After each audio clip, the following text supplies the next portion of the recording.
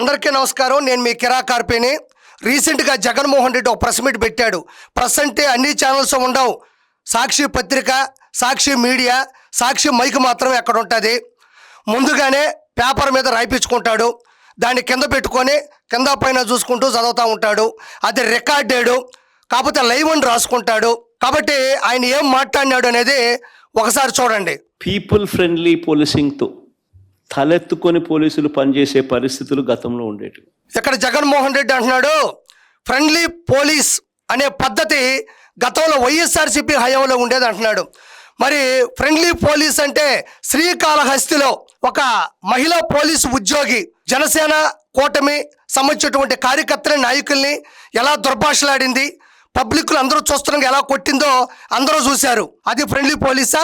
ముంబైకి సంబంధించినటువంటి actress model Kadambari జత్వానికి సంబంధించినటువంటి విషయంలో ముగ్గురు ఐపీఎస్లో కాంతిరాణా టాటా, పిఎస్ఆర్ ఆంజనేయులు, విశాల్ గున్ని వీళ్ళందరూ కూడా ఎటువంటి అనుమతులు లేకుండా మహారాష్ట్రకి వెళ్ళి అక్కడ పోలీసులకి ఏమాత్రం ఇంటిమేట్ చేయకుండా, ఎఫ్ఐఆర్ కూడా బుక్ అవ్వకుండా ఆ అమ్మాయిని నైట్కి నైటే గేటెడ్ కమ్యూనిటీలో ఉంటే వచ్చి పట్టుకొచ్చారు.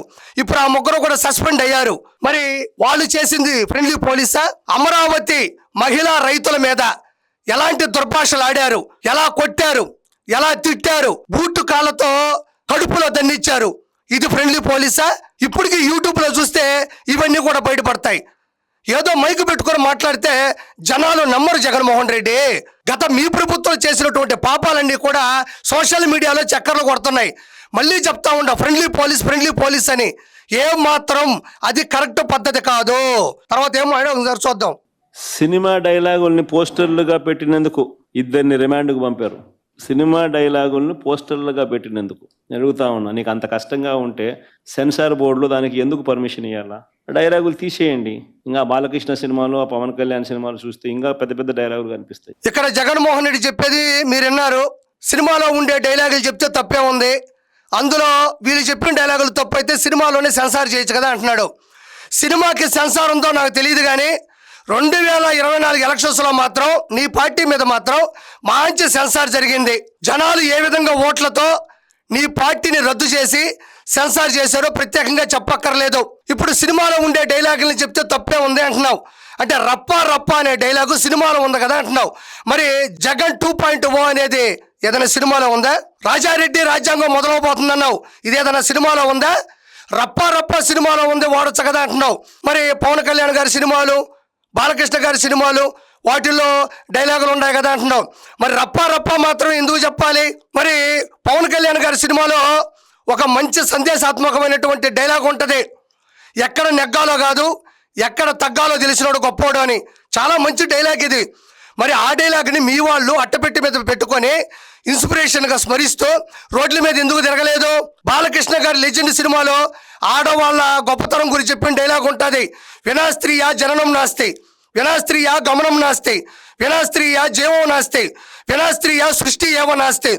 ఇంత మంచి ఆడవాళ్ళ గొప్పతనం గురించి చెప్పిన డైలాగ్ని అట్టపెట్టెల మీద రాసుకొని ఎందుకు రోడ్ల మీద తిరగట్లేదు?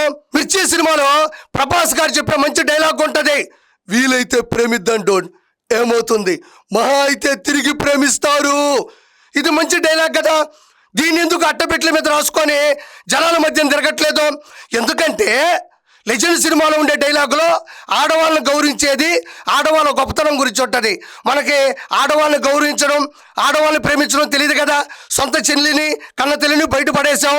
ఇంకా భువనేశ్వర్ గారిని అసెంబ్లీలో దారుణంగా బూతులు తిట్టించాం. రీసెంట్గా ప్రశాంత్ రెడ్డి గారి మీద ఎలాంటి అనుచిత వ్యాఖ్యలు చేపించింది మీకే చెల్లింది.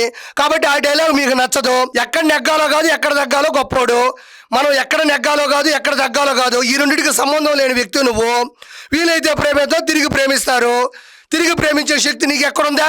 కాబట్టి ఇలాంటివి మనకు నచ్చం. మనకు కావాల్సింది రప్ప, ఎవరిని వేసేద్దాం, ఎవరిని నొక్కేద్దాం, ఎవరిని తప్పించేద్దాం, ఎవరిని లేపేద్దాం, ఈ డైలాగులే కదా మనకు నచ్చేది. కాబట్టి మన వాళ్ళు అలాంటివే అట్టపెట్ల మీద రాసుకొని మన జీవితాన్ని అట్రప్లాప్ చేశారు. నీకు డైలాగులు నచ్చకపోతే సెన్సార్లు తీసేయండి. సెన్సార్ బోర్డు ఎందుకు పర్మిషన్? సెన్సార్ బోర్డు ఉండేది ఎందుకు?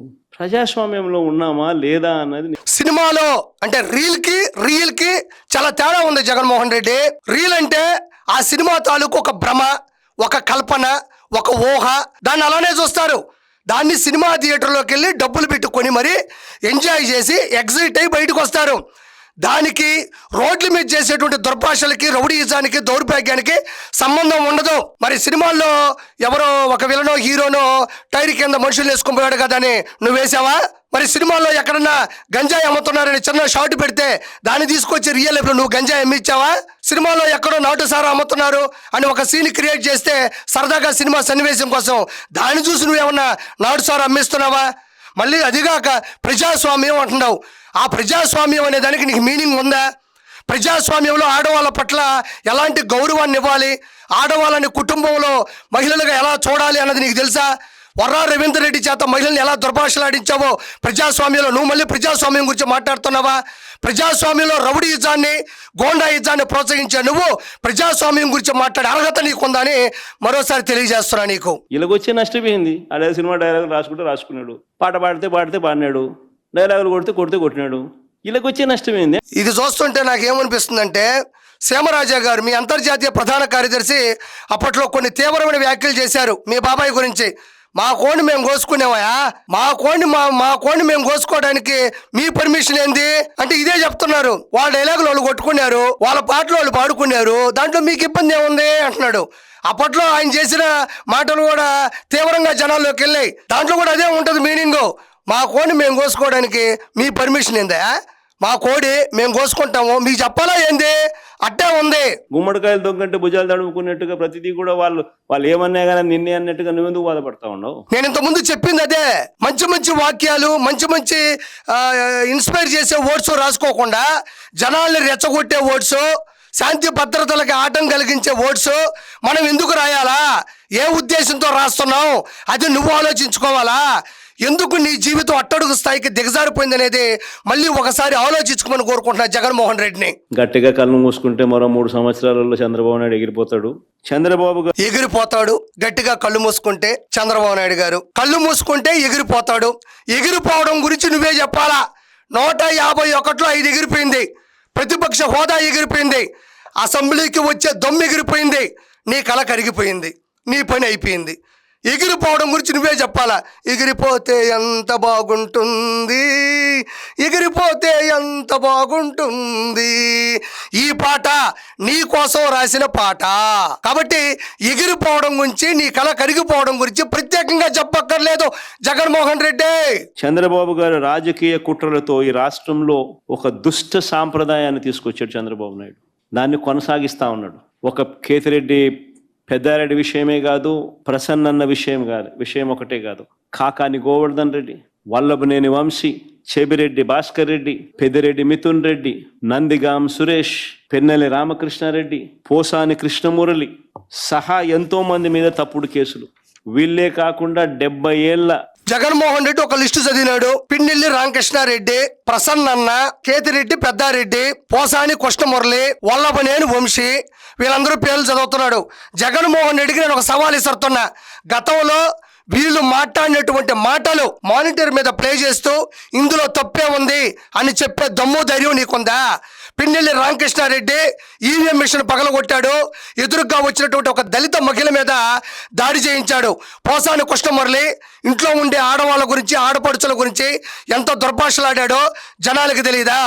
కోవూరు ప్రసన్న కుమార్ రెడ్డి, నల్లపురెడ్డి ప్రసన్న కుమార్ రెడ్డి రీసెంట్గా ప్రశాంత్ రెడ్డి గారి మీద ఎలాంటి అనుచిత వ్యాఖ్యలు చేశాడు, పెళ్లిళ్ళ గురించి, వాళ్ళ కుటుంబాల గురించి, వాళ్ళ జీవిత విధానాల గురించి ఎంత అపసవ్య దిశలో మాట్లాడాడో నీకు తెలీదా? కేతిరెడ్డి పెద్దారెడ్డి గతంలో తాడిపత్రిలో చేసి ప్రభాకర్ రెడ్డి గారి ఇంటి మీద ఎలా దాడి చేయించాడో నీకు తెలీదా?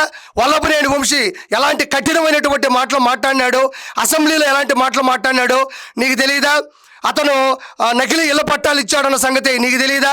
పట్టపగలో మిట్ట మధ్యాహ్నం గన్నవరంలో టీడీపీ కార్యాలయం మీద దాడి చేసి సత్యవర్ధన్ అనే వ్యక్తిని కిడ్నాప్ చేశారన్న సంగతి ప్రజలకు తెలియదా? కాకాని గోవర్ధన్ రెడ్డి క్వార్జిని 1000 కోట్ల రూపాయలు దోచేశాడు అన్న విషయం తెలియదా? ఎస్సీ ఎస్టీ అట్రాసిటీ కేసులు ఆయన మీద మోపి ఉన్నారు, అంటే ఆయన చేసిన తప్పుకి శిక్ష వేశారు అన్న సంగతి నీకు తెలియదా? ఎందుకు ఊరికే లిస్టు చదువుకుంటా పోతున్నావు? వీళ్ళు అమాయకులా? అనామకులా, వీళ్ళేం తప్పు చేయలేదా? నీకు దమ్ముంటే మానిటర్ మీద వాళ్ళు మాట్లాడిన మాటలు, వాళ్ళు చేసిన తప్పులు, వాళ్ళ మీద ఉన్నటువంటి సెక్షన్లు నేను ప్లే చేస్తూ ఉంటాను. నీకు దమ్ముంటే ఇందులో తప్పు లేదు అని చెప్పే ధైర్యం నీకు డిబిట్లో ఉందా?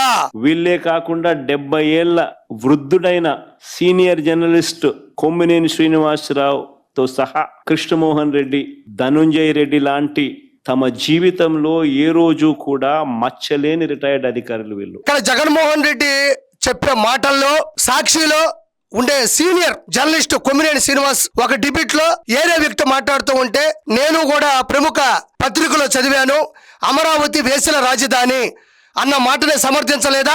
ధనుంజయ రెడ్డి, కృష్ణమోహన్ 70 సంవత్సరాల వయసు అయితే ఏముంది? మద్యం లిక్కర్ స్కామ్ లో వాళ్ళు తప్పు చేశారు, డబ్బుల్ని పక్కతో పట్టించారు, వాటి మీద విచారణ జరుగుతూ ఉండదు.